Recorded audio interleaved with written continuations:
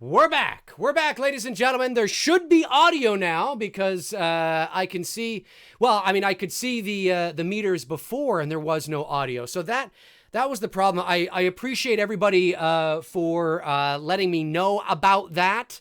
Obviously, there's going to be 2 videos on my channel now, so I can compartmentalize them accordingly. That's why I wanted to stop, because I'm going to make sure that people know about the other video, which will be showing off the concept art, which there was sound for, which is great.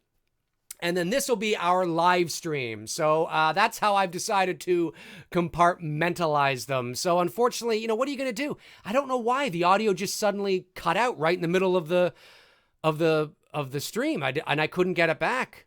Very strange. Nonetheless, here we are. For those of you that chimed in via super chats like Tommy Ricknell and Frank Riker, of course, and J.J. Abrams, and Brooke, is it, I always get this wrong, Brooke, is it Lou? Brooke Louis? Am I saying that right? I'm probably butchering it. Kevin Fishgall. Appreciate you guys trying to reach out with little super chats there, trying to get my attention. Again, I didn't see it because the audio meters were fine. And of course, I was paying attention to what I was talking about. So my apologies. Nonetheless, here we are. Louis. Okay, perfect. Louis. Thank you, Brooke. Yeah, so let's try this again. And hopefully there'll be no mix-ups happening. So yes, here we are. My name's Dave McRae. It is Wednesday, October 30th, 2019.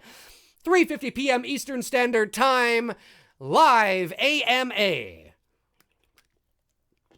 Steve McCoy says, your audio equipment is jealous of your voice and sabotage. Well, maybe. I think it's the software. God damn it, Wirecast. Okay, let's see what we got going on here. The Manhammer AR-15 says, Sir Dave, in one word, can you explain the greatness that is Halloween 5? In one word, can I explain the greatness that is Halloween 5? Yes. Tremendous. Halloween 5 is tremendous. Of course, there's a few things that may come after that. Ryan Webster says, Q&A, hey Dave, should Laurie die in the next 2 films? I think so. Oh, you probably didn't hear me answering that question. Okay, well, this is my answer to that, Ryan. I'm all for it, and I'm all for it because it begins and ends with Laurie and Michael. If you are going to end Halloween as we know it to be, that doesn't mean that in 10 years you don't reboot it or you don't revisit it. God knows I'll probably do that. But if Halloween Kills is going to end Michael as we know it, as Halloween as we know it, in relation to this, timeline, this universe, this connection to the 1978 original, then it should end with Laurie and Michael. Take that how you will. I mean, just look at my sequel concept idea video. I would not be afraid to do that. So hopefully that answered your question. Frank Riker, damn American software. I know! Fuck.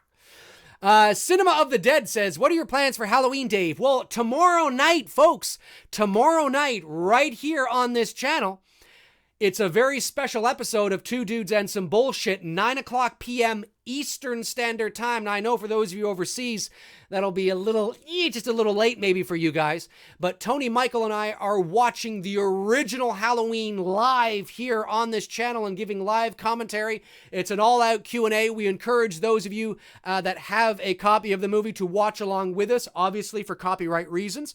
The movie will not be shown and you will not hear it, but you'll be seeing us watching the film, giving live commentary, answering your questions. That is tomorrow night, Thursday, October the 31st, 2019, 9 p.m.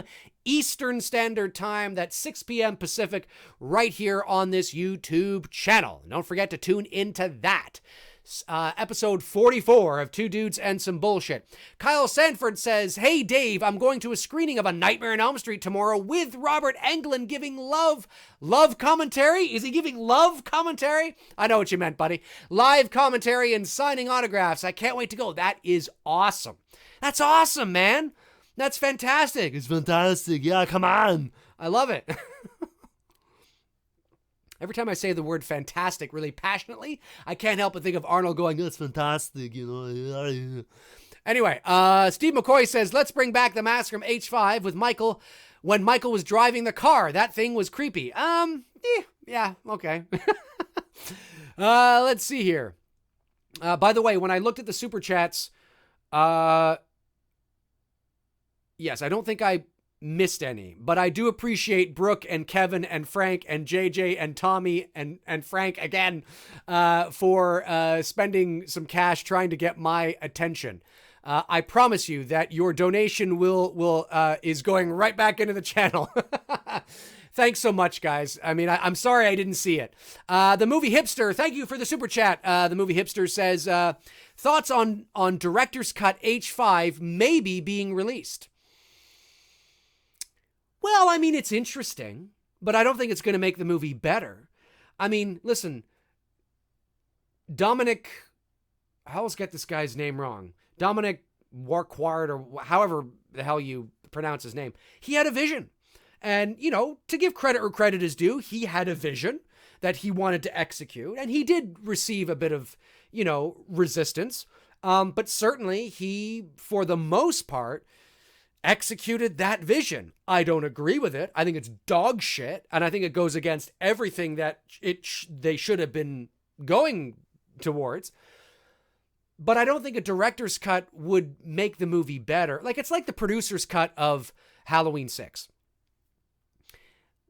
Is the producer's cut a better movie than the theatrical cut? Well, you could make the argument that yes. Steve says it was a joke. That was a joke, Dave. It may have been a joke, but you know what? It's not a bad thing to talk about, though, right? It's not a bad thing. It's not a bad thing to talk about. Oh, no, you're referring to something else as a joke. I don't know. I'm getting lost. Anyway, on with the hipster's question. I think, to be fair, there's the producer's cut of H6 makes it a better movie primarily because we get more context to the story that was being told.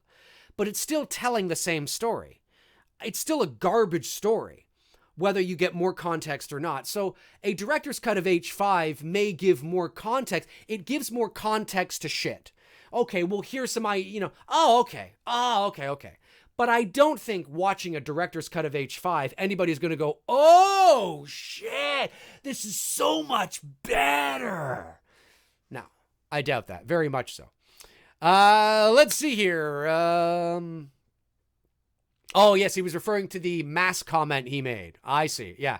You never know, though. You never know. Some people might be like, "Bring it back, man. Bring it back." Brooke Louie says, when he rapes his niece in either version. He rapes his niece in either version. So not my Michael, other than brutality in 6, I'm not a fan.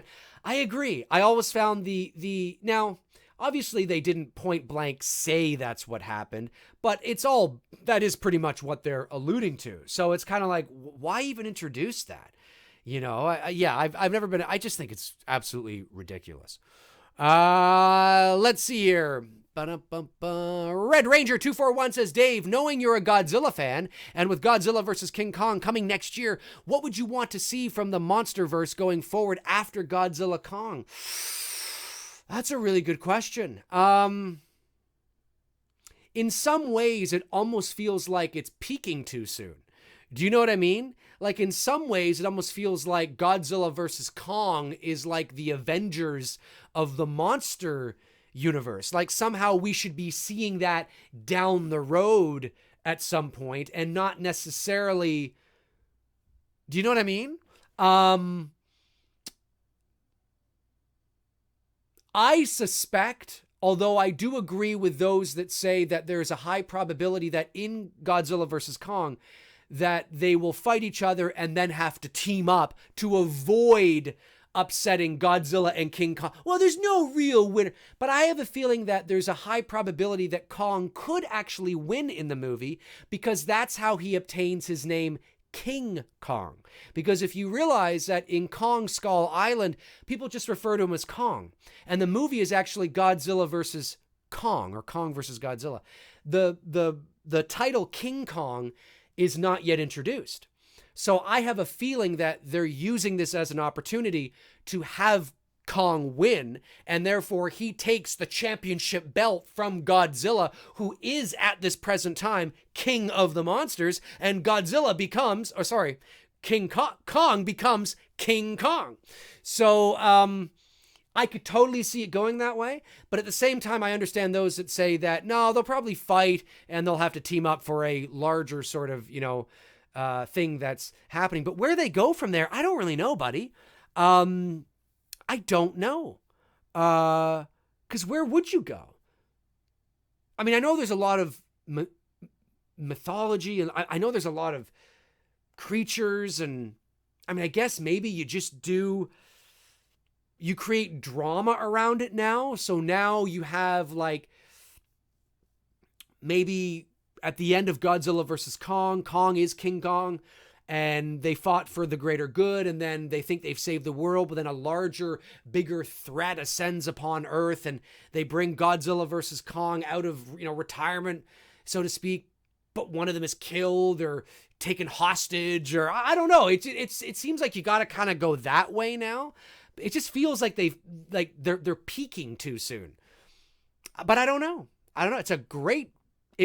If I had more time, I would talk about it a bit longer. Maybe I should do a video on it and speculate a bit further, because there's a lot of material there for which they could go.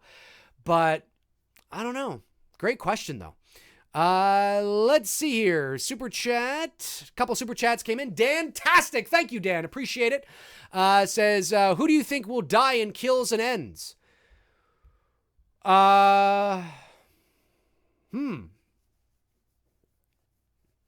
It wouldn't... Well, I think Lonnie Elam will die in Halloween Kills.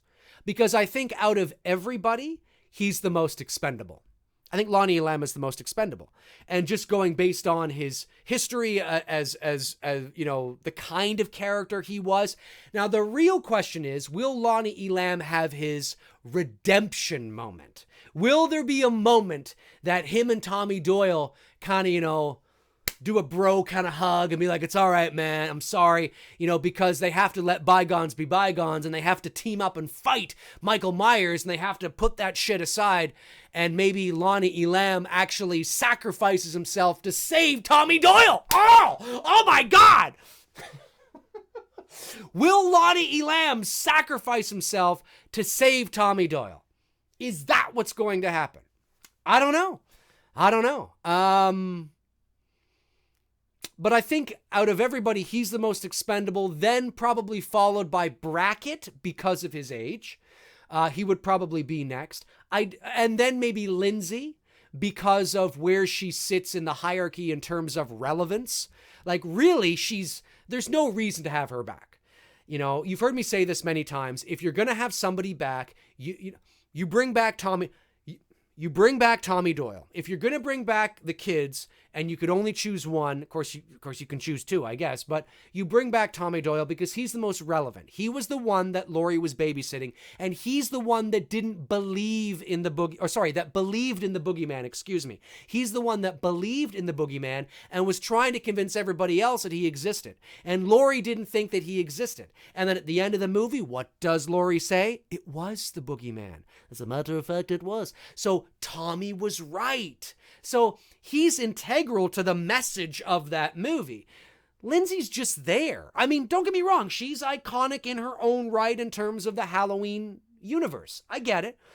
But you don't really need to bring her back. Like, you really don't. Tommy, I get it. Makes sense. He's the one that even said, you can't kill the boogeyman. I mean, there's so much with Tommy. So that's how I think it would go. I think the most expendable would be Lonnie Elam. I think he's probably going to go in Halloween Kills. I think then followed by Brackett. I don't necessarily think he's going to go, but I think he's the next in line. And then Lindsay. And I think the safe bets are Tommy and Laurie. Or Marion Chambers. I think she could also potentially go. But I think in Halloween Kills, I think Laurie and Michael will go. Yeah. And I think they should. If you watch, yeah. Anyway, you know my thoughts on it. Let's see here. Super chat from Ethan LeBlanc. Thank you, Ethan. Much appreciated. Says, one of my favorite Loomis quotes is from Halloween 2. Sam Hain isn't evil. One of my favorite quotes, Loomis quotes from Halloween 2. Sam Hain isn't evil spirits. It isn't goblins, ghosts, or witches. It's the unconscious mind. We're all afraid of the dark inside ourselves. It's a great writing from John Carpenter. Really cool stuff. Yeah, I like it. And there's a lot of truth to that, right? Because the goblins and the witches and the ghosts, I mean, that's folklore. That's things that people, created, right? To essentially, it's the illustration of the darkness that lies deep within our subconscious. It's the visual, it's the things people, dressed up as. It's like, we know that witches, goblins, and, well, depending on your belief, ghosts, I tend to think that there's a little more to, I don't believe in the traditional ghosts with the, ooh, that kind of thing. But there are some interesting things in relation to what we call ghosts. And there is such thing as a witch, of course. But in terms of what pop culture has categorized and has presented to us as ghosts, goblins, and witches, obviously, there's no evidence of that. So that's the illustration of long ago, what they, in terms of way going back to paganism and Sam Hain and, oh my God, the rituals and the sacrifices and stuff and the dressing up and it's unbelievable when you know your history of where Halloween actually does come from. But he's right. The darkest, the real evil is in what somebody is capable of doing. Or what potentially lies within the unconscious mind or the subconscious, the psyche, if you will. And yeah, I agree with that. It's a great quote. I forgot about that one. Thank you for bringing that to my attention and reminding me. Great quote. Let's see here. Havoc, Havok, Havoc. What movies are you going to watch tomorrow? Any specific timeline? I think I will watch Halloween 78 and 18 this year. Any preferences, Dave? Well, I probably won't watch any movies tomorrow. Although if I want to watch any Halloween movies, I just have to turn on my TV and go to AMC because they're having a Halloween marathon. Now, a lot of those are Halloween 5 and 6 and, H2O. But nonetheless, they are on TV tomorrow. I don't tend to, as I've gotten older, I don't know if it's my age. It's not like I'm old, but I used to do so much of that years ago. When I got too old to trick or treat, I then turned to every Halloween turning my house into this great big setup, and I would rent lights and fog machines, and I did that right up until I was in my early to mid 30s. And now I live in a neighborhood where I don't get a lot of kids. I don't live in the same, I have some of those videos up on my channel, but I don't live at that same place anymore. I live in a different location. So, and there's not a lot of kids in the area. I mean, there are, but not enough for me to go all out and do this whole big extravaganza. So I've kind of just, I celebrate by just doing this with you guys, or doing what I'm doing with Tony tomorrow night. And by the way, for those of you that have just tuned in, because it's 204 people watching tomorrow night, 9:00 p.m. Eastern Standard Time, that's 6 p.m. Pacific, right here on this YouTube channel. It's a special Two Dudes and Some Bullshit, episode 44. Tony, Michael, and I will be watching Halloween, the original, live on this channel. We want you guys to watch along with us. Now, for copyright, obviously, I won't be showing the movie. You won't see it or hear it, but you'll be able to watch us seeing it, and we want you to watch along with us. We'll tell you where we are. We'll hit play together. We'll hit play. What is this, 1986? Hit play on the VCR.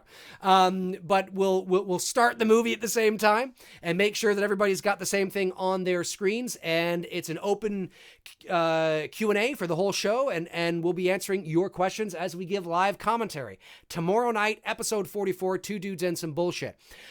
Watching Halloween live. So yeah, I mean, I don't think that's sort of what I do now, and maybe I'll go for a walk if it's nice. It's not supposed to be nice, actually. It's supposed to be miserable, raining and everything here.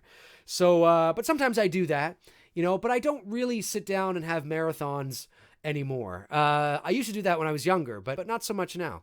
It's just because I'm so consumed by Halloween all the time that sometimes it's like, hey man, it's Halloween. That's great. I'm taking a nap. Let's see here. Kevin Fishgall, super chat. Thank you, Kevin, says, Lindsay is just there. I get it. But 3 people were murdered in her house. Then probably had to grow up in that same house. She may has worse PTSD than Lori. I don't know. I don't really know. I mean, these people saying that Tommy and Doyle would suffer from extreme PTSD. I mean, maybe they would have, but maybe not. I mean, it's not an exact science, right? I mean, there are many people in this world that experience horrific things and suffer from a certain level of PTSD, but are functional, contributing members of society, and you would never know that they were sexually abused. You would never know that they were physically abused. You would never know that they came from a cult, or that they came from a horrific background, or you would never know. They have 9-to-5 jobs, they're married, families, they're soccer moms. You would never know. Until you maybe know them personally and you realize that they had therapy for a long time, or maybe they didn't, maybe they got through it, themselves by the surrounding of extended family or friends or whatever the case is. There is a lot of evidence of that. And then there's also evidence of people who have been through awful things that are not contributing members of society, that back away, become a recluse. They don't function, they can't hold a job, they can't hold a marriage or a family, they got no kids, or they do have a kid, but it's a torn relationship. I mean, there's lots of evidence of that. So where Tommy and Lindsay would fall on the scale, I don't know. They were young, which could go both ways. You could say, well, yeah, because they were young, it would have fucked them up. Maybe, but maybe because they were young, it didn't fuck them up. And maybe they were able to maybe there's Lori that didn't have any help. Maybe Tommy and Lindsay did. Or maybe, who knows? Is there a certain level of trauma that they would have experienced? Sure. But are they fucked up basket cases? Not necessarily. So, but I agree with what you're saying. It could go either way. Like, either way is believable to me. If Lindsay and Tommy were functioning members of society and Tommy was a doctor, like in my concept, I totally buy it. 100%. Totally. If he's a recluse and a bum, he can't hold a job because he just can't get over what happened 40 years ago because of how much it's affected him in his everyday life, totally buy that. 100%. So, yeah, it's interesting. Really interesting stuff. Oliver Mercer says, you missed Sean Reynolds' super chat. Oh, did I? Let me go back here.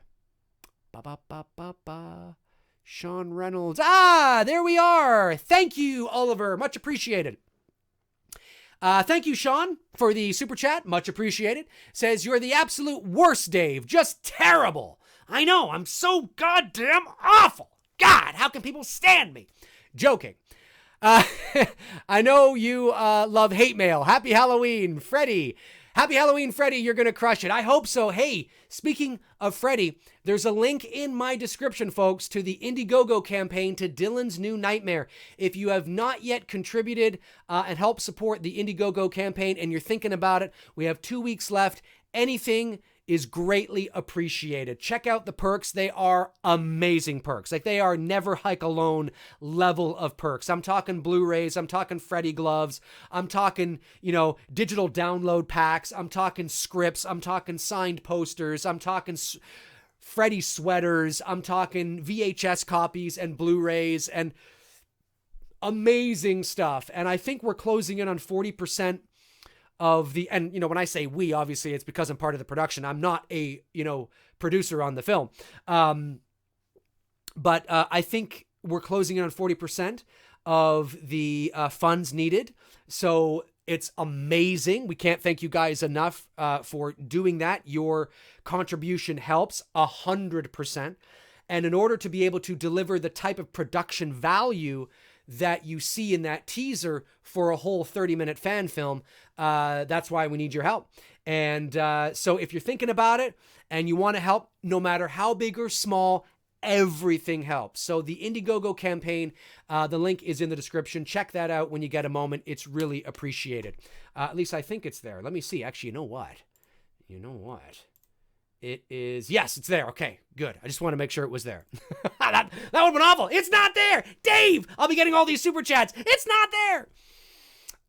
So yes, I'm really excited about playing Freddy Krueger opposite Miko Hughes, by the way. Miko Hughes, of course, we all know him from, he was Gage in Pet Sematary. He was the, boys have a penis, girls have a vagina kid in Kindergarten Cop. He starred alongside Bruce Willis in Mercury Rising. He, of course, was in Apollo 13. He was Dylan Porter in Wes Craven's New Nightmare, and he is reprising his role as Dylan Porter in Dylan's New Nightmare in this fan film that I am lucky enough to have been signed on to play Freddy Krueger in. So the link is in the description. Check them out if you can. Anything is greatly, greatly appreciated. So let me see here. Scrolling. Keep that scrolling going. And again, if I don't get to your questions, guys, it's nothing personal. We have 216 people watching. I appreciate everybody who's asking questions. Let me see here. DMT Infinity says, Dave, you better know how much I love you, man. You're my favorite YouTuber. I am currently writing my new show. I am currently working my new show book and album, but I'm putting it all on hold for this live stream. Happy early Halloween, homie. Well, happy Halloween to you too. I think that's awesome. I love to see that kind of passion diving into what our passions, whatever your passion is, diving into it and just having a grand old time. Movie Chat and More says, hey Dave, I got the Friday the 13th 1-8 Blu-ray collection today. Would you ever upgrade to Blu-ray apart from part 1? I have it. I have the collection myself, the same one that you have. Yep, I have it. Because I like part 2 and part 3 and part 4, and I don't mind part 6. I know part 6 is a fan favorite. I can't say that I like it as much as a lot of people do, but certainly I understand that it is a fan favorite. So yeah, no, I have it. I have all the Elm Streets on Blu-ray as well. Let's see here. Ba-dum-bum-bum. Renegade Slasher says, Dave, would you want to see a burnt Michael Myers mask in Halloween Kills, or would you want a clean new mask in the new film? Well, I wouldn't mind seeing some residual effects. I don't think that the mask has to be completely melted on one side and all. I don't think it necessarily has to be like that, or his, jumpsuit all burned. Not necessarily like that. But I definitely would be open to the idea of having some sort of residual effect. Now, him taking off the mask and gaining a new one, as long as it feels legitimate and it doesn't feel shoehorned in, and it feels, that yes, I could see him. Because, in the actual narrative, we have to remember that would masks like that, a Michael Myers mask, exist in the Halloween universe. Now, in Halloween 2018, he's able to retrieve the original mask that he wore in the 1978 film. But would a clean version of that mask be available for sale, or would a clean version of that mask be in somebody's possession in 2019 or 2018? I mean, what was that mask to begin with, right? We have to think of it within the context of the narrative of the story, right? It wasn't a William Shatner mask in the actual movie. When Michael went into the hardware store and picked out that mask, he picked it out looking like that. It's not like Michael tore off, the sideburns, spray painted it white, tore off the eyebrows, cut the eye. No, he didn't do any of that, right? So that mask was available as is in 1978, and that was the mask that he wore in the 2018 film. So in order for him to actually wear a clean version of that mask, that means that mask would have to be available for sale, or somebody would have to have that mask in Haddonfield in 2018. And then the question becomes, why? Why? I mean, what is that? Why would somebody have what now would be perceived as a Michael Myers mask going around? Would the town of Haddonfield have a mask like that for sale, or would it be deemed too insensitive, or whatever the case is? That doesn't mean that you can't get a Charles Manson mask or whatever the case is. But that would be my question. Like, it's got to feel organic to the story. I don't want to just see that some kid happens to have a clean version of a Michael Myers mask. That doesn't make any sense, really, if you think about it, right? So that's how I see it anyway. But I would totally be open to him obtaining a clean version again, having a callback to the original 78 film. That would be kind of cool, as long as it feels organic and it doesn't feel like, oh, this kid just happened to have a Michael Myers mask. Like, it just seems kind of, weird. That's how I feel about it. Let's see here. Oliver Mercer says, "Hey Dave, what are your thoughts on regards to the CGI in films today? I feel they spoil the film's experience sometimes, in my opinion. I miss the old practical effects working brilliantly along with the CGI." Yeah, my answer is really simple. CGI is a tool.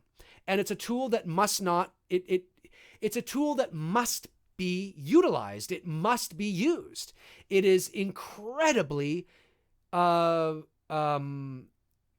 a tool that is incredibly, what's the word I'm looking for? Useful. I mean, it saves boatloads of money and time in regards to practical effects. However, the problem is not that CGI exists. The problem is not that filmmakers or productions are using CGI. It's how much they're relying on CGI to tell the story. They're not using it as a tool to complement. I think actually the answer is not all practical and it's not all CGI. I think it's somewhere in the middle. And the perfect example of that is take, The Force Awakens. I mean, regardless of what you think about the movie, The Force Awakens used a boatload of practical effects, but they also used thousands of visual effect shots, CGI, but it was blended so well together that it made the world feel very organic. The Mandalorian is going to use thousands of special effects shots. There's going to be lots of CGI in The Mandalorian. But because the setting is practical, and they're using practical locations, and they're using, they are using practical effects in a lot of instances, when you blend them together with CGI, you don't lose the organic and tangible world. So it feels more organic. And I think that once you find that balance, then it becomes brilliant. But movies that rely so heavily on CGI, so much green screen and so much CGI characters and CGI blood and CGI this and it doesn't feel real. It feels like just a computer game where I'm watching an animated movie. So I think the balance is in the middle. Let's see here. Brooke Louie says, I thought Derek Mears was very imposing and did a great job in Friday the 13th, the 2009 film. Yeah, I didn't mind the story. I like that he could do damage even if you're in a house with a gun, phones, etc.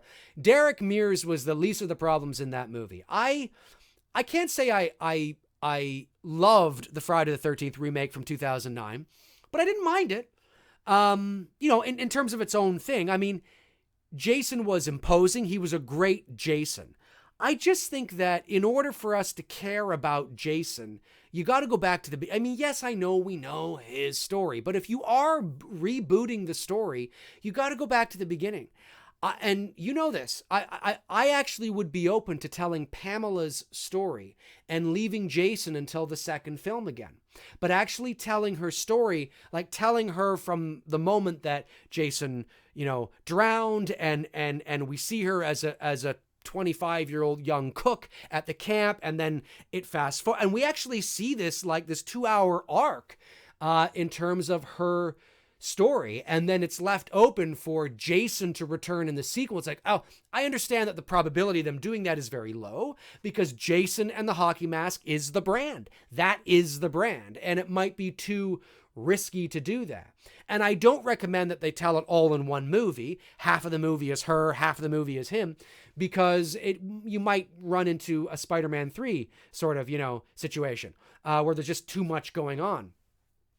But if I was a studio executive, I would be open to it. I'd be like, let's think about this. Can this work? Can we make people care about Pamela Voorhees? Can we make people care about the story of how Jason became Jason? Because if they can care, and if this movie makes bank, and I mean bank, relative to its box office budget, you might have really set yourself up here for something special. That's how I feel about it anyway. Hang on, I just want to make sure I didn't miss any super chats. The Movie Hipster super chat says, top 5 impressions.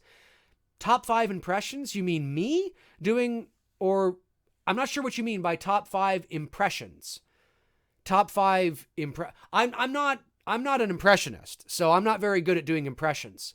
There are great impressionists out there. There's a difference between... See, the world of voiceover is interesting. A voice actor,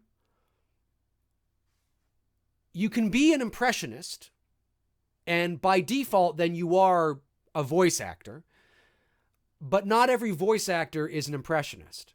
I tend to rely more on original characters, just sort of voices I make up. I can't do a De Niro and a Pacino and you know what I mean? It wouldn't be my strength. I might be able to do cartoony versions of those characters, like how I do Trump, right?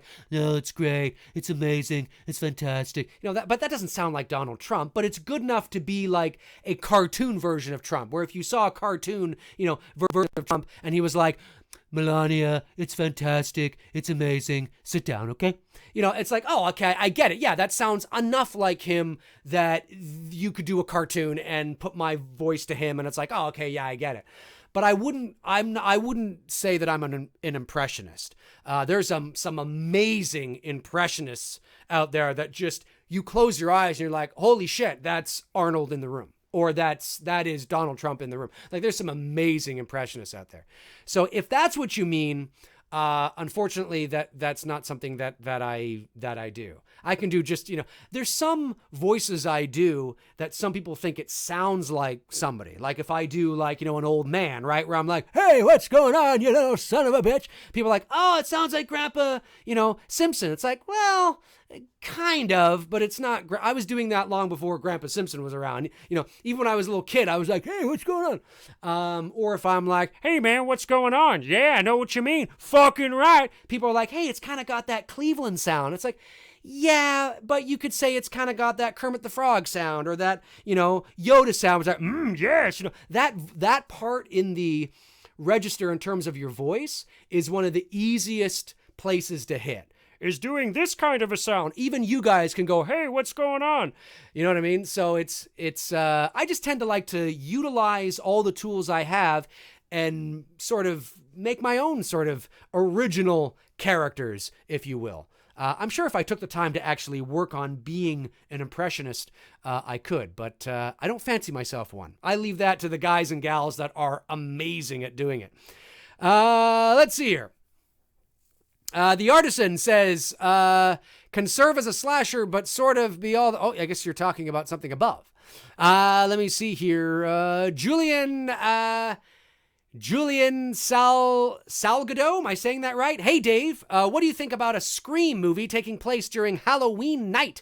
Imagine the creative scenes they could make. Yeah, that sounds like it could be almost spoofy, because you have Scream with Halloween night, and you got to be careful you're not sort of overlapping Halloween with Scream, even though Halloween does have a history with the original Scream, as we know.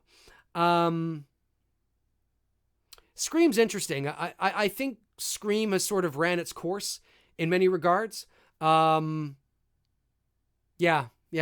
it's interesting. But, you know, what are you going to do? What are you going to do? Just got to be careful with that so it doesn't feel too spoofy, unless it is supposed to be a spoof, and then, you know, the cat's out of the bag and essentially do whatever you want. Daniel Newbegin says, hey, Dave, you rock, man. Halloween aside, what film would you recommend I watch Halloween night? Oh, I don't know, Black Christmas, the original from 1974. The original Psycho would be a good one. Rear Window would be good. I don't know. Let me see here. Oh, there's on Halloween night. Oh, I always go old school, like The Fog, or, you know, the original Thing. Not John Carpenter's The Thing, but the original. But certainly watch John's, you know, as well, because that's actually, I think, a better movie. Oh man, what other good ones? There's so many good ones. But that's what I would start. I'd start with that. Yeah, watch Black Christmas on Halloween night. Really kind of make it feel weird. Megalife Pham says, hey, Dave, do you think they should kill off Michael Myers or keep him in the franchise to wreak havoc? No, I think they should kill him off.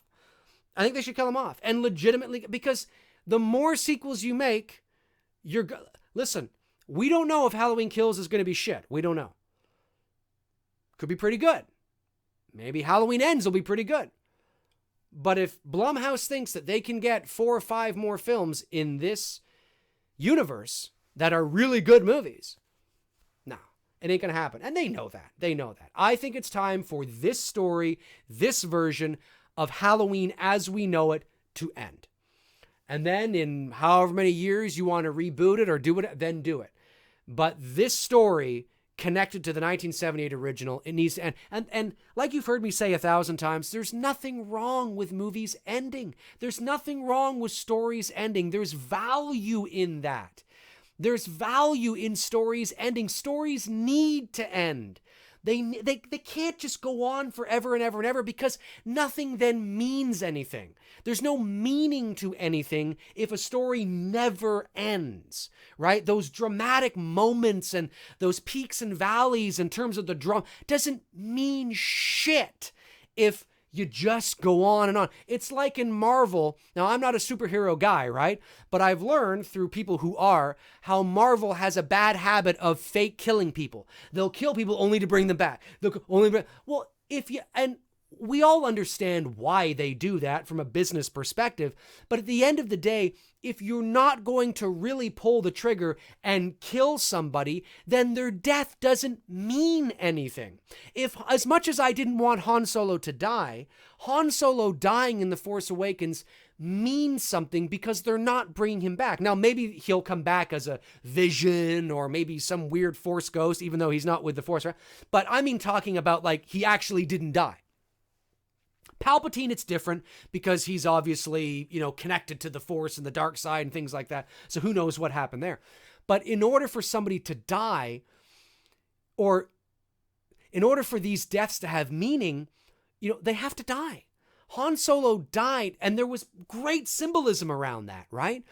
You know, and so, yeah, I mean, I do think it's time for them to die. It's time. It means something. It means nothing when oh they're dying. It's okay, they'll be back next week. That just doesn't mean anything. It's stupid. It's dumb. It's my opinion.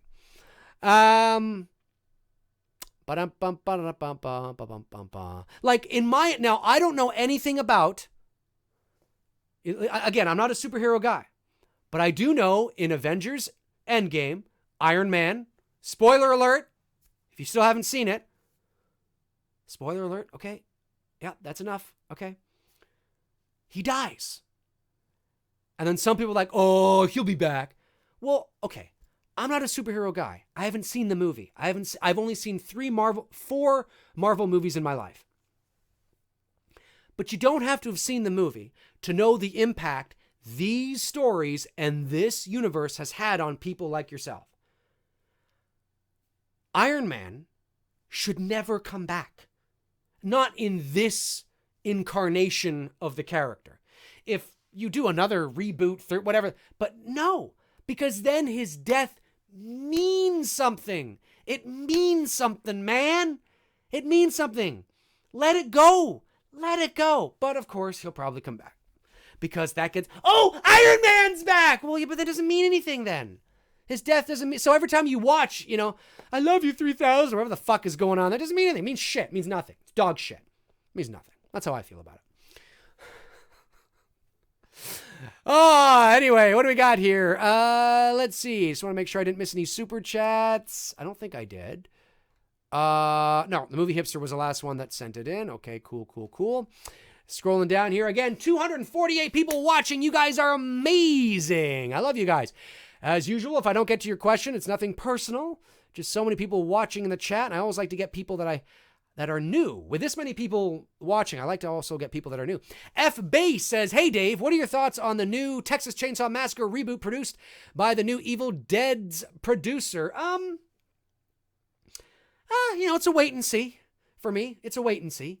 I did watch the Texas Chainsaw Massacre film from a few years ago where it picks up immediately after where the first movie left off. I thought the opening of that movie was really well done. Certainly, it was done well enough that I totally bought that this was a continuation. The rest of the movie, I didn't like how the rest of the movie I didn't like how the rest of the movie painted Leatherface as the anti-hero and actually made me feel sympathetic for him. I didn't like that. I know that was a creative choice, but it's like, no matter how, I feel so sorry for him, you might feel, there's no excuse for what he's done. And the sad reality of it is that there are people in this world that murder and that do all the horrible things they do because of the nature versus nurture, thing. And it's a combination of how they were nurtured as a child and, of course, what they were exposed to. But that's not an excuse. That doesn't make it okay. That might be a reason for it, but that doesn't make it okay.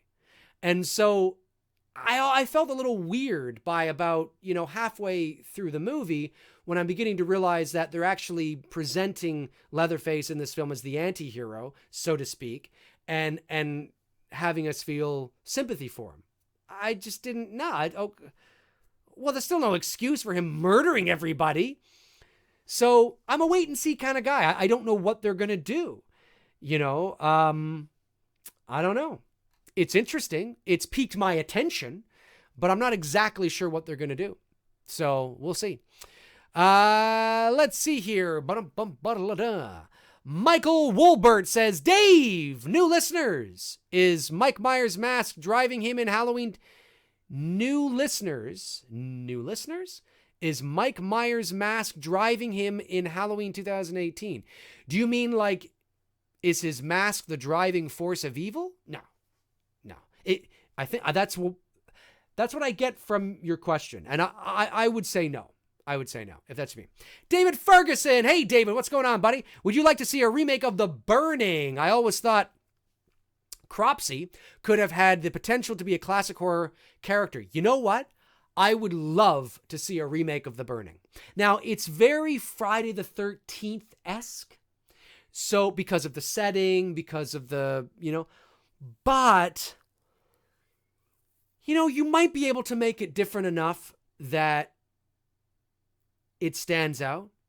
I don't know if you could get a series out of The Burning, but I think I would be open to a remake of that film.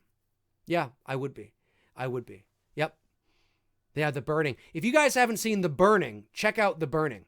Underrated horror, low-budget horror film. Very Friday the 13th-esque in terms of it taking place at a campsite and things like that. But great, fun little film. And really utilizing the slow burn suspense beautifully in that movie. Now, there's some portions of the movie later in the second half that I find a little boring, that I think they could have chopped down a few scenes. I think there's a few scenes that just run a little too long. But overall, I think they utilized the very sort of suspenseful, slow burn really well. And I thought it was cool. Very low budget, very dated. Keep that in mind, but really cool. Let's see. Lauren Downing says, "Hi, Dave. I'm new to your live chats. Love your channel." Thank you, Lauren. Much appreciated. Welcome. Shauns Comics says, "I know you are not a superhero fan." Well, no, it's not that I'm not a superhero fan. I guess when I say I'm not a superhero fan, I mean that I'm not that hardcore fan. But I like a superhero movie as much as the next guy, right? You know what I mean? Like, the average kind of like, yeah, it was kind of fun. But I'm not emotionally invested in deeply into it. That's what I mean by that. So just to be fair, but I get what you're saying. But have you watched the CW Arrow or Flash or the Netflix Daredevil and Jessica Jones? No, and no. It's because I'm just not interested in the content, essentially. Let's see here. Okay, a lot of people. 252 watching on a Thursday afternoon, October the 30th, 2019, 4:39 p.m. Eastern Standard Time here on this one day before Halloween. You guys notice I have the original Halloween pumpkin in the background there, all lit up for this occasion. Patrick Hartnett says, "Do you think it's ridiculous that we're going to watch 50 and 60-year-olds fighting the boogeyman in 2 more Halloween sequels?" No, I don't, because it's all in the execution. I mean, it makes more sense.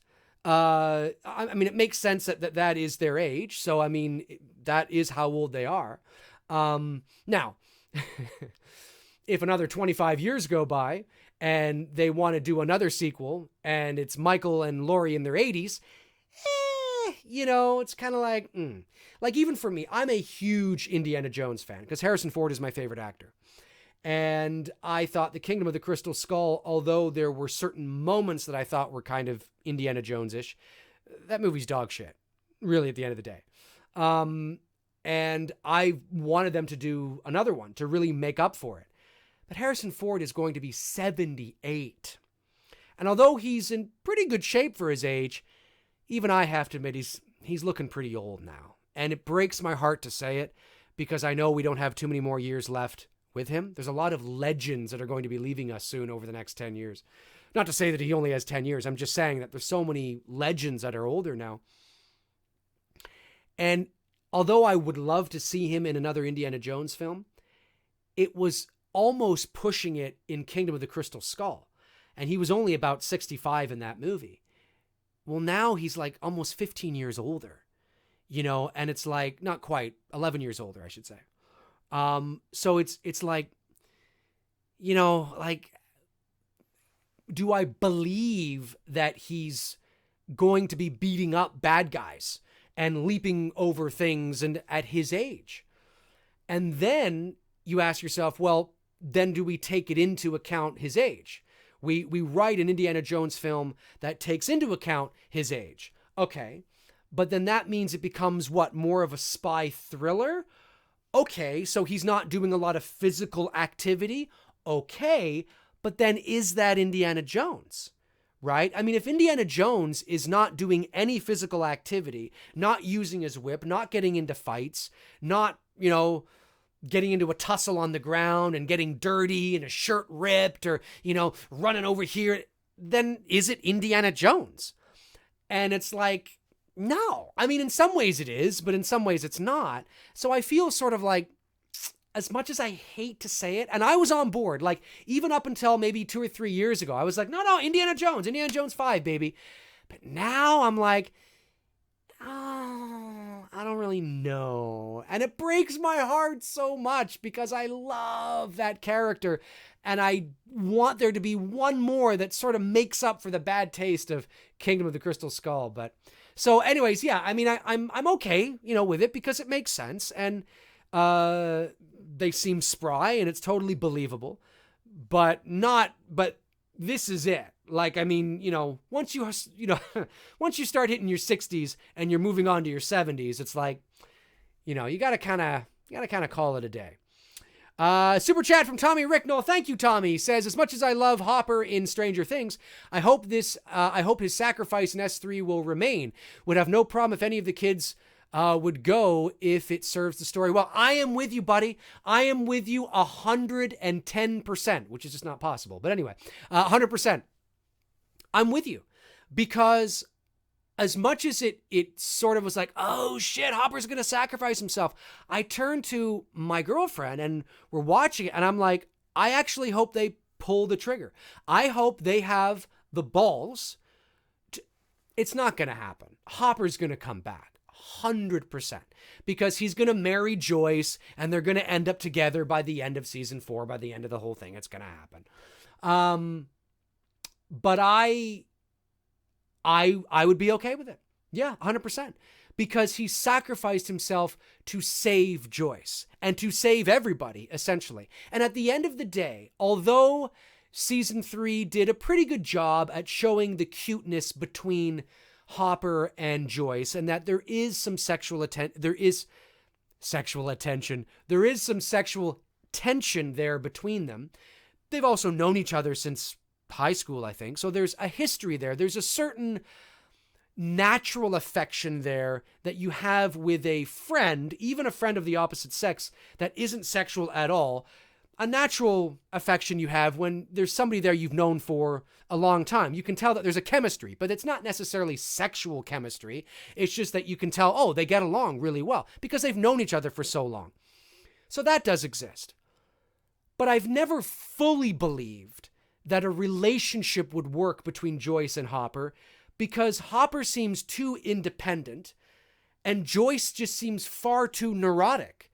And Joyce, like maybe they could, I don't know, have a bed friend, like a relation, maybe they could bang or something and there's some kind of casual thing, but a full-on relationship, I've always had trouble believing it. That doesn't mean that they're not going to try to do their best to make me and you or whoever else is a bit skeptical believe in that potential relationship. But as of right now, I have trouble believing that. So I always thought that it was a really noble thing that he did, that he sacrificed himself to save her and everybody else. And that was amazing. I think Bob, his character in season 2, was actually more appropriate to Joyce because he was the balance that Joyce needed in her life. He was the stability that Joyce needed in her life.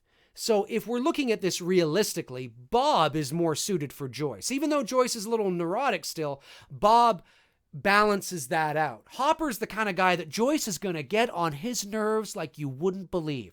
1 second it's like, where were you last night? What do you mean? I was out bowling. Fuck Joyce. I mean, you can totally see that, right? And that's why it's like, there's no way there's any long-term viability there. So that's how I see it anyway. So, and yes, I would be okay if they killed one of the kids, as long as it serves the story. They killed off 11. They're not going to do it. They're just not going to do it. They're not going to do it. But I would be okay with it. Yep, I'm right there with you, 100%. Okay, I think a super chat. Oh no, that was a super chat I was answering. I thought another one came in, but I was wrong. I was wrong. Sarah Carter says, Dave, how will you prepare for the role of Freddy Krueger? Are you a method actor? If so, are you worried about going to that dark place? No, actually. What I'm going to do to prepare is I'm going to watch Wes Craven's New Nightmare, because we have to remember that this is a sequel, a unofficial sequel to that movie. So the Freddy Krueger that you see in that movie, which technically, if we're getting technical now, isn't really Freddy Krueger.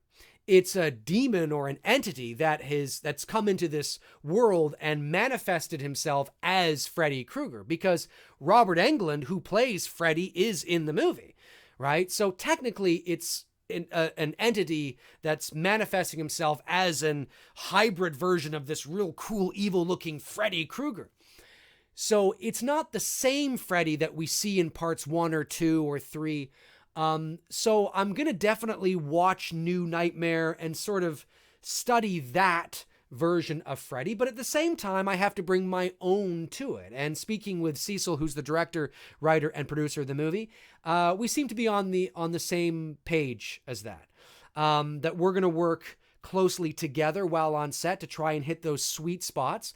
But he understands, and he's very encouraging. He's like, no, dude, I want you to bring, your own style to it as well, which is what I'm definitely going to do. So, yeah, I mean, and of course go over the script and really hone in on those important nuances that are going to help bring the character to life. So my goal is not, and it should be nobody's goal, whether it's me approaching Freddy Krueger in an unofficial fan film, an unofficial sequel, or whether it's somebody that is approaching the Han Solo character in Solo.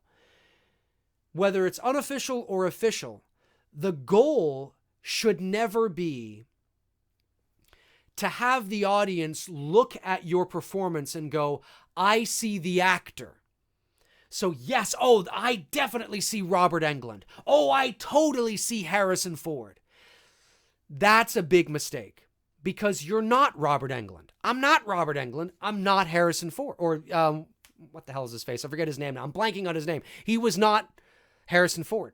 The goal should be, can the audience watch the movie and think to themselves, that's Han Solo. I totally believe that's Han Solo. Can you watch me and go, I totally believe that's Freddy. Yep, that's Freddy. It's not Robert Englund Freddy. It's Dave McRae Freddy. But yes, that's Freddy Krueger. Yes, he's nailed the essence of the character. Yes, I totally see Freddy Krueger. That should be the goal. Because if any actor goes in trying to do a Harrison Ford impression or a Robert Englund impression, well, you're just setting yourself up for failure, right? So that's how I look at it. So my goal is to make you look at the film and go, all right, yep, that's Freddy. That's his version of Freddy, but it's totally Freddy. Like I see it, I could hear it, the nuances are there, the smile is there, the look is there, the turn of the head is there, etc. But it's it's his Freddy, right? That's how I'm going to approach it. Let's see here. Did I miss it? I thought I saw a super chat. No, I didn't. Okay. Holly Klein. Hey, Holly, how are you? Holly says, totally ready for Dave Freddy to haunt my nightmares. Get ready. Hopefully I let you go, though. If I come into your dreams and I'm haunting your nightmares and I'm there on top of you and I'm going, hopefully you wake up just before I... That'd be awful if I killed you in your dream. Hopefully that's not going to happen. Sarah Carter says, thanks, Dave. No problem, Sarah. Thanks for the question. Taylor Swift. Oh, my goodness. Taylor Swift is in the house, ladies and gentlemen. Hey, Dave, what do you expect from the 2 Halloween movies coming up, 1 and 2 in 2 years? I expect a continuation from what we've seen. I expect that there will be... I don't know. I really don't know what to expect. I listened to what I was about to say what Laurie Strode said, what Jamie Lee Curtis said of how part 2 unpacks a lot of part 1. Okay, that's cool, as long as you're not unpacking anything about the shape. You can unpack the characters and how those characters like Brackett and Lindsay and Tommy and Marion and Lonnie and, whoever else you're tossing in there, how the residual effects of the 1978 massacre, how that affected these people. Okay. But I don't want you to dive deep into the psychology of the shape. You can allude to certain things, but I mean, like, give us explanations for things. The shape's enigma must remain intact. It has to. So I suspect, because this is a large ensemble piece, this film, that we're going to dive into each of these people's stories, where they are now, and how the residual effects of what happened in 1978 has affected them. Funny enough, the two characters that I am most interested in, and I have no evidence that they're going to go here, but I don't see how you couldn't, is actually Marion and Brackett. And the reason I say that is because Marion, let's not forget, was Dr. Loomis's nurse. So even negating Halloween 2, okay, Michael was caught at the end of the first movie and locked up. Okay. Well, Dr. Loomis was still his doctor, and Marion would have still been Dr. Loomis's nurse. So Marion is somebody who's alive right now, who might be able to give insight into those years of Michael and what was going on. Not too much now. We don't want a whole diarrhea, this verbal diarrhea of all this stuff that gives all these answers to everything. We don't want that. But I find it interesting because Marion in this new movie might be the source of some really interesting exposition, because she's still alive. She outlived Loomis.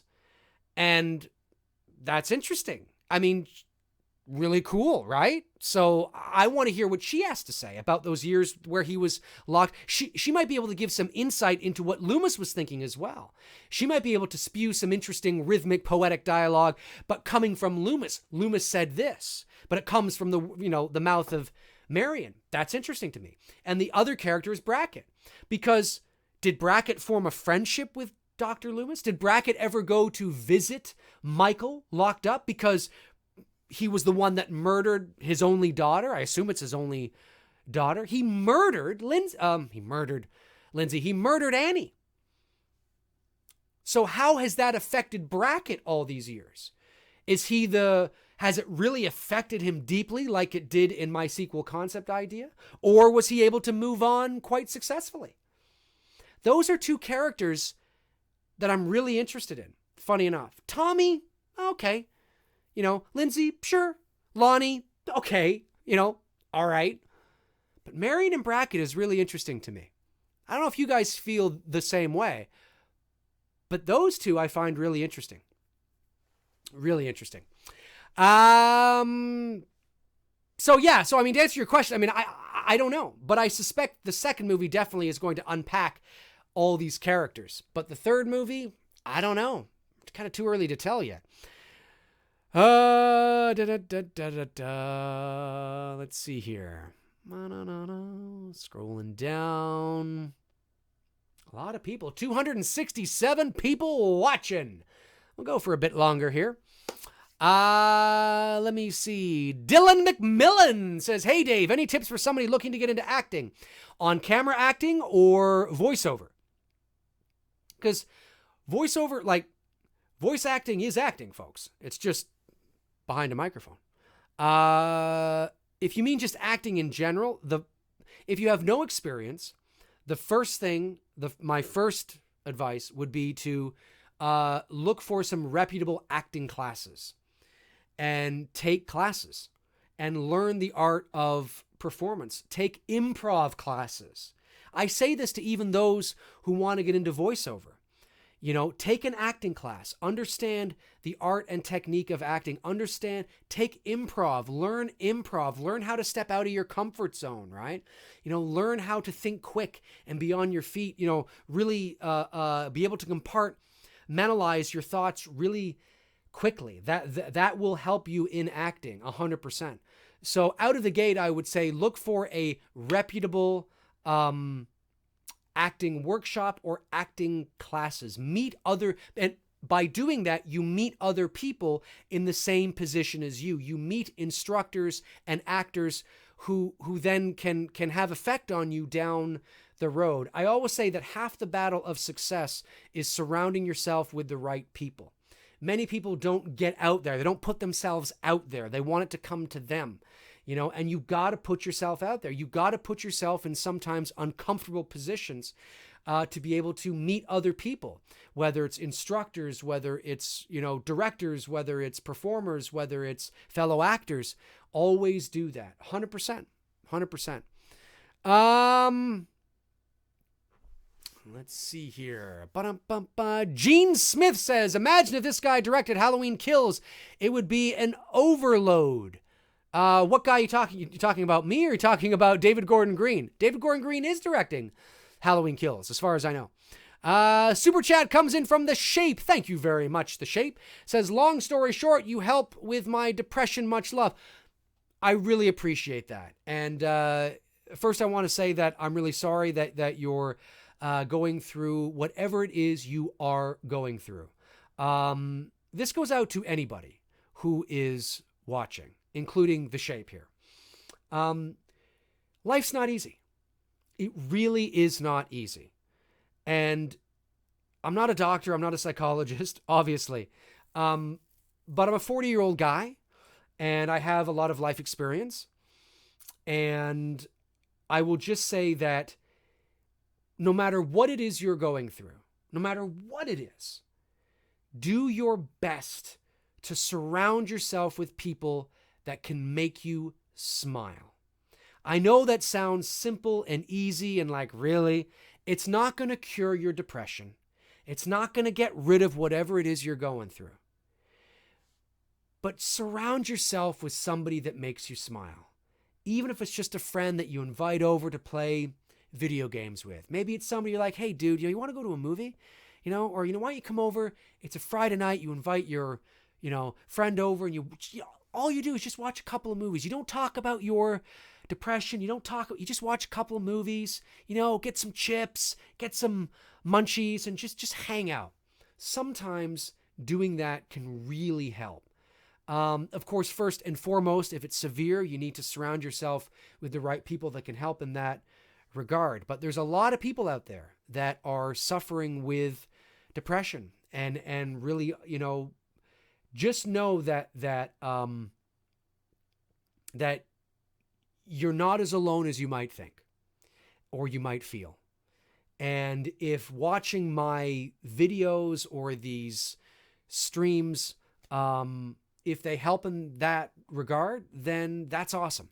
But that's awesome. And just do your best to always surround yourself with people that make you smile on no matter what level that is. Even if it's just a spur of the moment hangout, you just go to Subway for dinner with some, friend. Do that. Don't ever, when you're feeling down and alone, don't ever stay alone, because the world doesn't wait for anybody. The world's going to pass us by whether we're doing something or not, unfortunately. So it's tough, man. Thanks for saying that. And I'm really glad that I can help in that regard. Even though I'm not doing it intentionally, I'm glad that I can. Let's see here.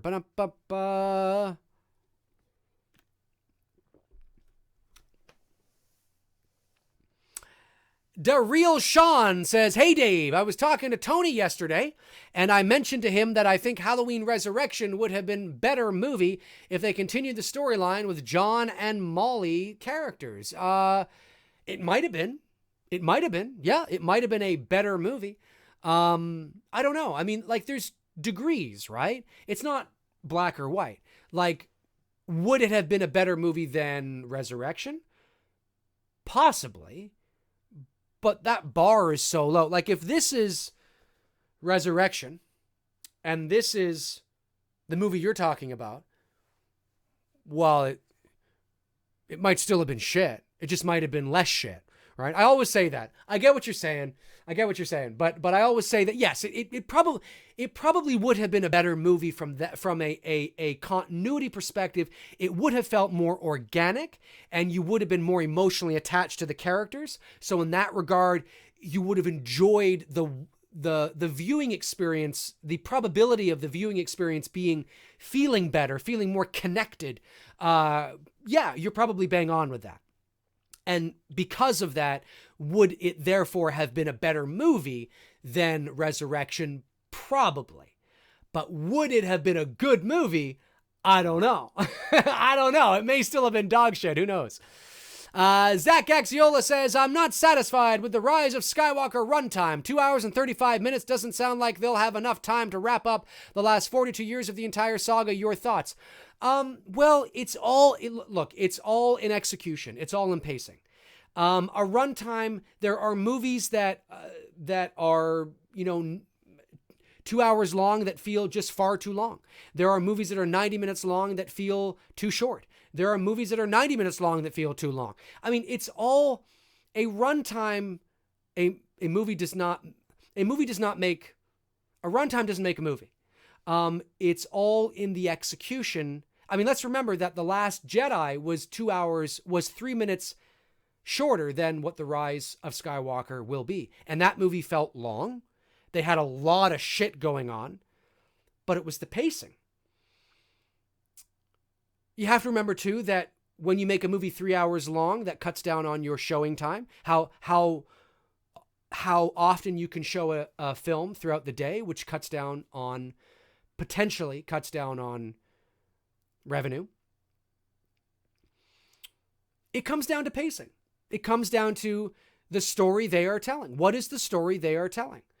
And let's not forget, 2 hours and 35 minutes, that's a long movie. A 2 hour and 35 minute movie is a long movie. That's essentially 20 minutes away from 3 hours. Most movies are not 2 hours and 35 minutes long. That's like watching the original Halloween twice. The original Halloween is 90 minutes long, right? So it's, well, not quite. It's almost like watching the original Halloween twice. I mean, it's a long movie, so I understand what you're saying. I totally see your perspective, but in JJ, I trust. And this is what I think we have to remember the most. And with 263 people watching, and no doubt people who hate Disney's Star Wars, let me say this. This is the most important thing that I think people have to keep in mind. Whether you like The Force Awakens or not, JJ, I love it. I like it because I thought it was what it needed to be. Remember, you might like the prequels now. You might go back and watch them now and go, oh, gee, they're not that bad. In 2012 and 2013, for those of you that may not, I mean, maybe you're somebody that's always really liked them and that's fine. But Star Wars was dead. Nobody liked the prequels. Nobody. And I say nobody in a general sense, right? The vast majority, nobody liked them. They thought they were dog shit. Now all of a sudden people are like, oh, they're not that bad because Disney fucked up. It's like, yeah. Hey, hang on a sec. So Bob Iger said, we played it safe. Yeah, we made a movie that felt familiar. Now, whether you agree with that or not, whether that's what you wanted or not, that's another thing.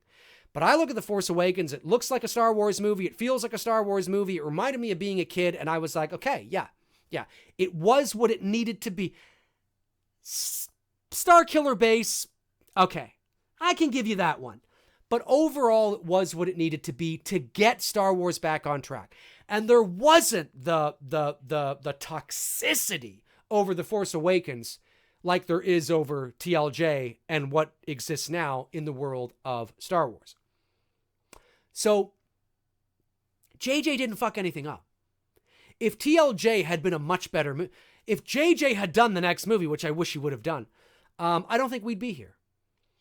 Rian Johnson fucked shit up.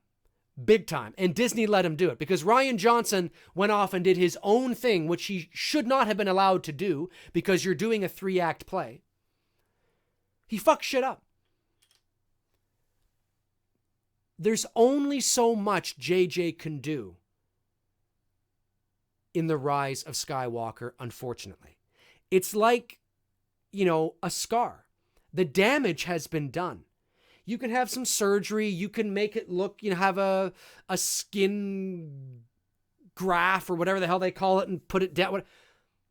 You can do whatever you need to do to make it look like it's not there, but it will always be there because the damage has been done. There's only so much JJ can do. There's only so much JJ can do. I think The Rise of Skywalker will be a far better movie than TLJ because The Force Awakens is a far better movie than TLJ. So I think The Rise of Skywalker will be a better movie than TLJ. But there's only so much he can do. There's only so many bows he can tie because of the dog shit that came before.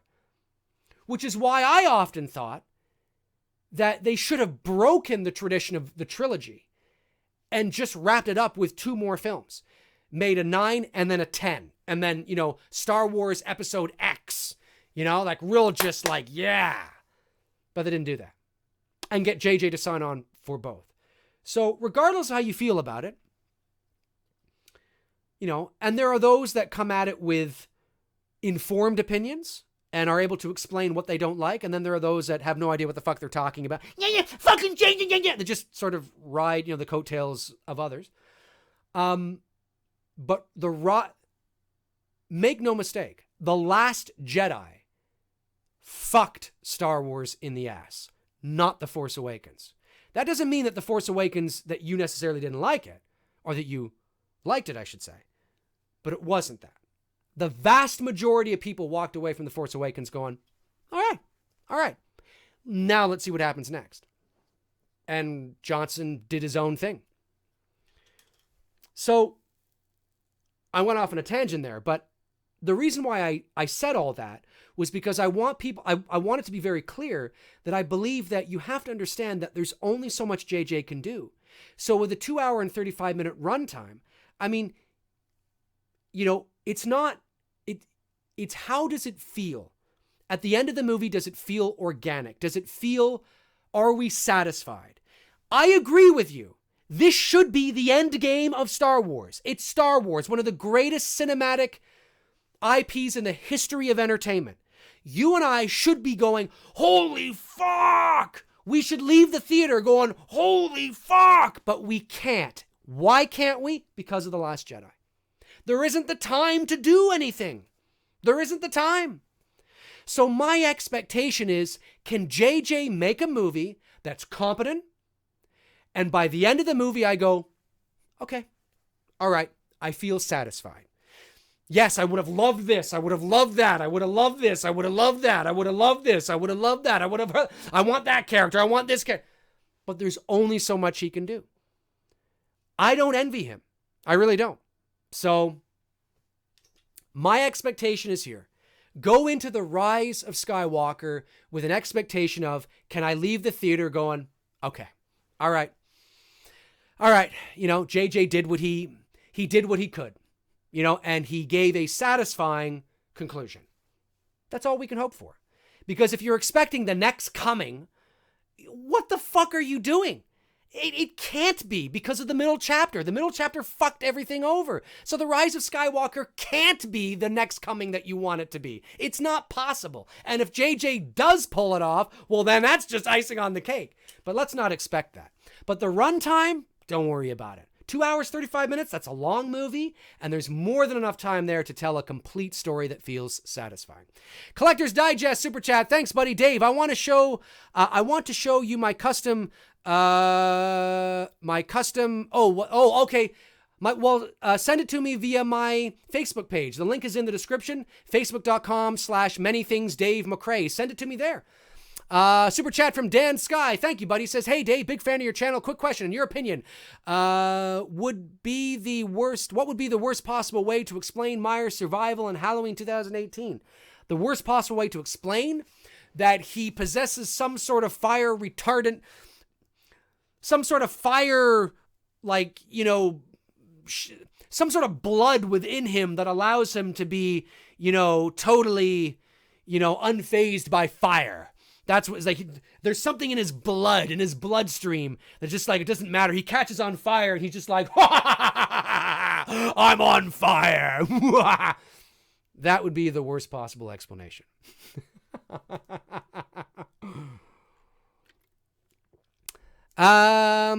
David Gola says, Dave, am I crazy for seeing H5 as more rewatchable than H4? Yes, you're crazy. You're crazy, man. Hey, I'm glad you find some value in it. Brooke Louie says, it's nostalgia and still scary for me. Oh, H4 is terrible. I don't think H4 is terrible. I think there's some things in there that are terrible, but I think overall it was a decent return to the franchise. And because I don't think Halloween 4 fucked things over. Halloween 5 fucked things over. Because and people often say, no, Halloween 5 didn't ruin the franchise. Halloween 4 ruined the franchise because it was supposed to end with Halloween 2. Well, yes, from a certain point of view, yes, I get that. But then I can say Halloween 2 ruined the franchise because Halloween 1 was supposed to be a one-off. So, but looking at it from a more franchise perspective, it was 5. And the reason it was 5 is because 6 was made to justify 5. 6 was made to explain 5. And then because 6 did so horrible, they made H2O. And because they made H2O, they made Resurrection. And then Resurrection was so horrible, they made Rob Zombie's 1 and 2. So, you can trace everything back to 5. It all starts with 5. The trail of breadcrumbs, all the decisions that were made because of the shit they did in 5, right? So that's why I say that Halloween 5 was the one that destroyed the franchise. It was everything from 5 on that was like, most people, not necessarily saying some, because we do have the manhammer here that says H4 is terrible, but most people don't look to 4 as terrible. Most people look at 4 as one of the more redeeming sequels in the franchise, and there's reason for that. But then you get to 5 and it's like, what the fuck happened? Right? That's why I say it was 5. Oh no, those were the super chats before. Cool. Let me see. Okay, we'll go for a few more minutes here. Ecto Freak. Ooh, I love that word, or that name. Ecto Freak says, Dave, thoughts on the new Ghostbusters movie? I am excited about it. It was shot up here in good old Canadiana. It was shot in Calgary, I think. And it's funny, there's a lot of alum that are Canadian. Because Ivan Reitman is I think he's a Slovak Canadian. His son, who is directing the movie, I think he might be American Canadian now. I'm not sure. But of course, Dan Aykroyd is Canadian. Rick Moranis, who was in the original 2, he's Canadian. Finn Wolfhard, he's Canadian. A lot of good Canadian representation in the Ghostbusters franchise. So I'm looking forward to it. Really excited about it. I can't wait to see a teaser trailer, which I suspect we'll be getting. I suspect we'll get it before the end of the year. Johnny Coffee. Johnny Coffee says, I've been waiting for the next live stream, man. I've been waiting to ask this. I don't know if you've ever answered, but what actually is your most favorite scene from Halloween 2018? My most favorite scene from Halloween 2018, I would have to say... My most favorite scene in Halloween 2018. I would say either the scene with Oscar where he's killed. That whole scene was good. Very, very Halloween 1-ish. And then I also like the scene with the kid and his father in the truck, and he gets out and the kid's out there with a shotgun. And I love the mood and the fog on the road and all that kind of stuff. It's probably the moodiest, most atmospheric scene in the movie, which is unfortunate, actually. So I like that scene because there was very little music. It was more of a soundscape, sort of a droney kind of feel to it. I like that scene. Yeah, I liked it when I saw it in the theater for the first time. I was like, I like this. So those would probably be my two scenes that I think of off the top of my head, anyway. Let's see here. The Manhammer AR-15 says, Dave, what shape is the shape if the shape is out of shape? I love it. The shape. What shape is the shape? If the shape is out of shape, well, the shape. Well, hey, if the shape is out of shape, the shape that the shape is, if the shape is out of shape, would be a very round sort of shape. There you go. Hank File says, hey, Dave, are you a fan of Garth Brooks? No, I wouldn't say I'm not a fan. I'm just indifferent. I'm not a big country music fan, so couldn't care less, really. But that doesn't mean I'm not. That doesn't mean that there aren't certain songs that if I was to hear, I'd be like, oh, yeah, it's all right. There is a song that Garth Brooks released years ago, almost 20 years ago now, that played in that song, played in that movie.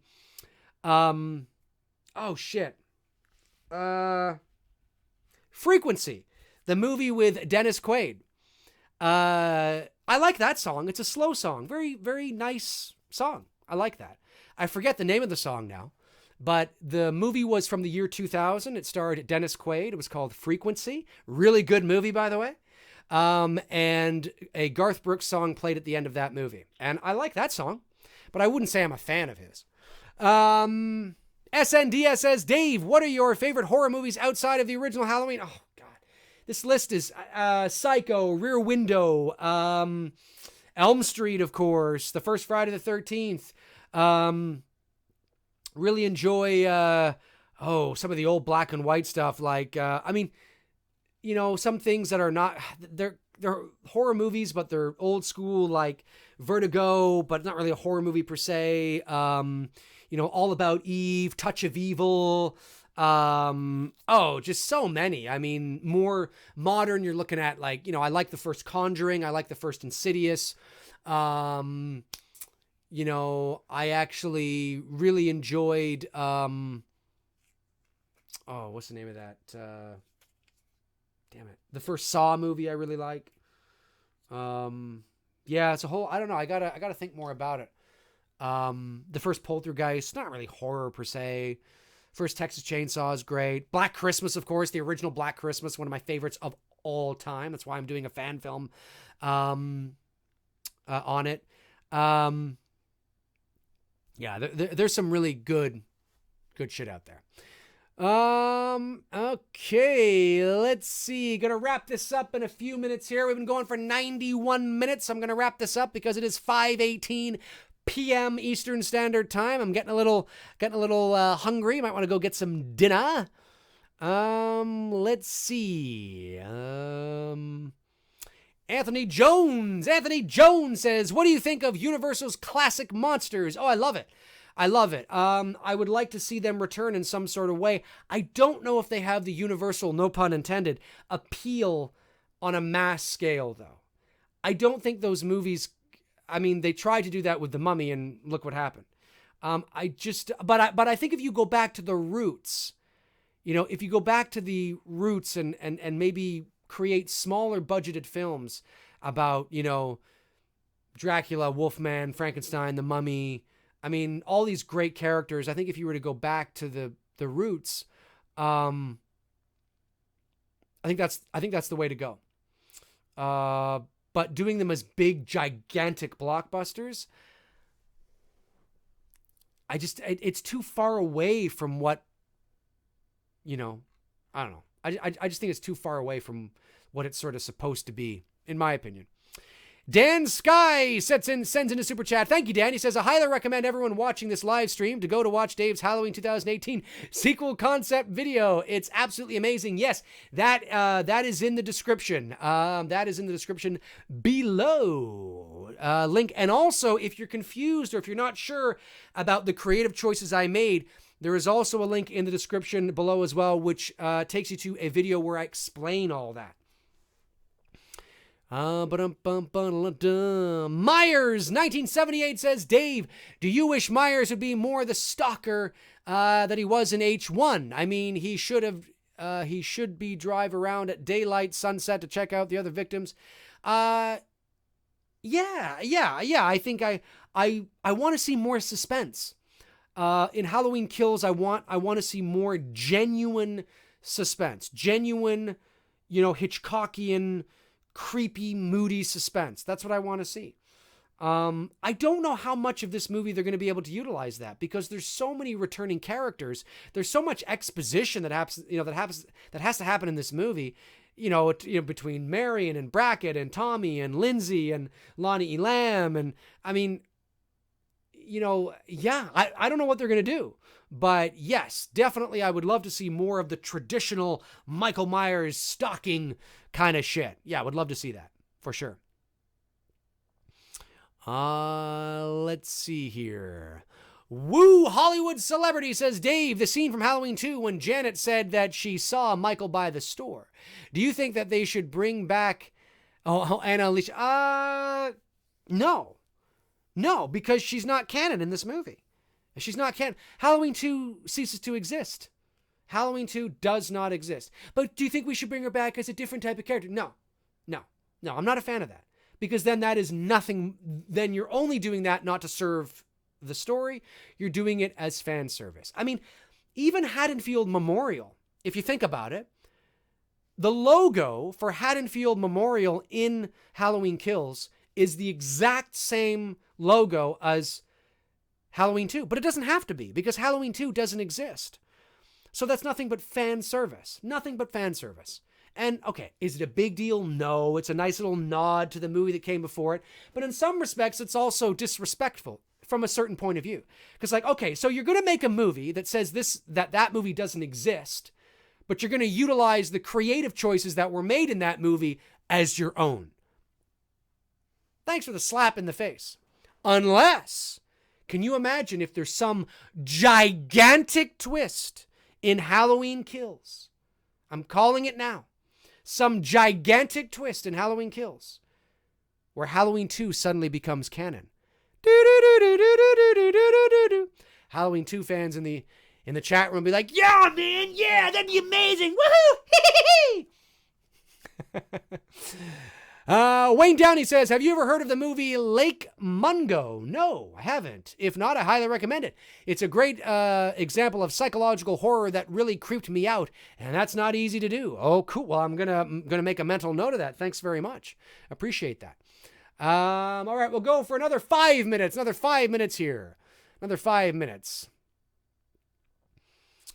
Koimoto says, hey Dave, what concerns do you have going into Halloween Kills? I have no concerns, because my expectations are left to the ground, because because they're now making a sequel to Halloween 2018. So aesthetically, stylistically, it will look like that movie. When I was watching before I watched Halloween 2018, I had expectations, but not fanboy, unjustified expectations. When you tell me you're going to make a sequel to the original Halloween, there's a certain formula and certain things that make that movie that I expect to see carried over, most of which I didn't. So I was disappointed. But now that you're making a sequel to the 2018 film, I don't have expectations. I'm just like, all right, whatever it is, it'll be. And I actually think then I might enjoy it more because of that. But I have no doubt I will have things to say about it. Brooke Louie says, Dave McRae, wait! Why did they think they were brother and sister if part 2 never happened? Where did that come from? It was for the fans. It was for the fans, right? No, you're absolutely right. In the actual narrative, if you think about it, in the actual story of Halloween 2018, there's actually no reason to have the characters actually say at any point, wait, I thought